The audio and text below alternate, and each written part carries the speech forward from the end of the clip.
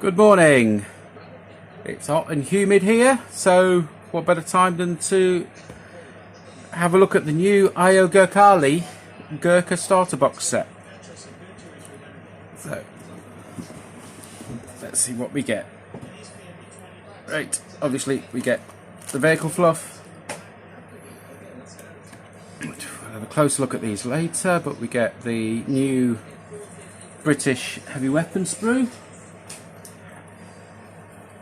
and £6 anti-tank gun.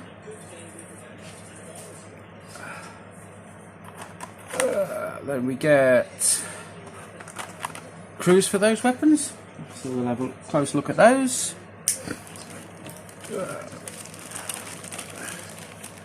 We get the M3 Grant.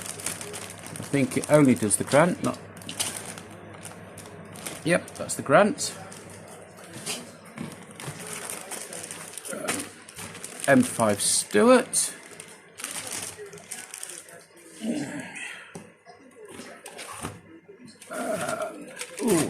Let's see. 6 infantry sprues. Sorry, 7 infantry sprues. Bases, destructions, and transfers. So, give me a moment. We'll start having a closer look at things. And so, the basic sprue, which, as I said, you get 7 in the pack. First of all, let's have a look at the body posers. As expected for the Gurkhas, they are a very mobile set with running, pacing, and then 1 bracing and 1 kneeling. And the question that you've all been asking is their size. So here I've got an Africa Corps, this way around, and as you can see, they are, as expected, a little shorter than the regular bolt action models that we expect. So perfect for Gurkhas, who the Nepalese were and still are a little shorter on average than Europeans. So let's have a look at starting at the top. So we get standard Gurkha hats, for which they're famous, and then a row of bear heads with an assortment of metal helmets. Get sniper rifle, Bren gun, some more rifles, Sten, some more rifles, obviously the NCO's hand because it's got a map and pointing, another Bren being carried, an arm with a captured Japanese sword. I believe it would technically be a gunto rather than katana. Then we get a couple of carbines, which makes a change. 2-inch mortar team. Let's see, I believe this is the mortar ammunition, whereas number 50, oh no, that's number 50, number 39 is actually the ammunition for the Piat. So, moving on, we get the flamethrower with the circular tank, which the British used. Another Sten, Thompson, some kukri, again for which the Gurkhas are famous. Pistol, loader's arm, belt kit, and backpacks. All in all, great little sprue. Let's have a look at the heavy weapons. And now with the heavy weapon sprue, as you can see, we get the Vickers with a choice of either air or water cooled jackets. And for the water cooled jacket, we also get the water tank. We get ammunition and a couple of arms for it. And then with the mortars, what's interesting is we get the 3-inch mortar and the 4-inch mortar. So we get 2 packs of these.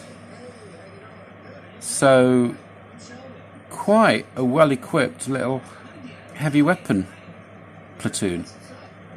If you think about it, we get 2 Vickers MMGs, 2 medium mortars, 2 heavy mortars, and then up to 7 Piat teams between your rifle platoon and your heavy weapon platoon, which is quite a powerful little bundle.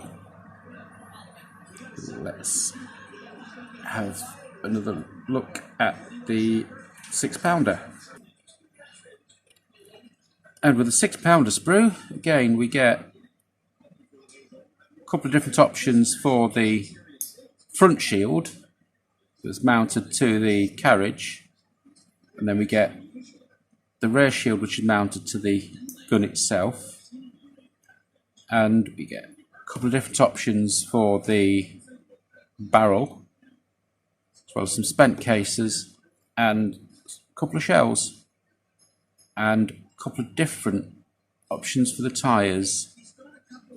So I don't know which is more suitable for the Far East, and which is more suitable for the European theatre, but great little sprues. Now on to the saddest part of all, packing everything back up.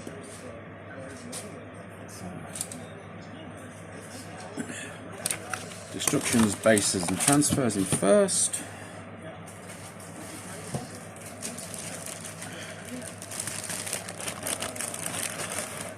And the tanks.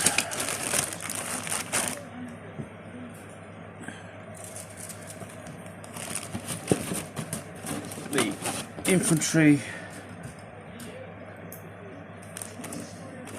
Bases, and then like I said, we got, I won't open these just yet because they're full to the brim, but we get the resin crew for the machine gun and mortar teams.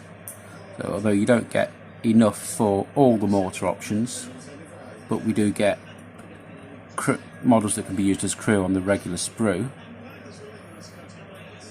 And then just get the one platoon commander figure amongst these, which is the standing guy here. But all in all, wonderful little army. It will be going into storage for a little while because I've got a number of armies and a number of tournaments to finish before I start this one.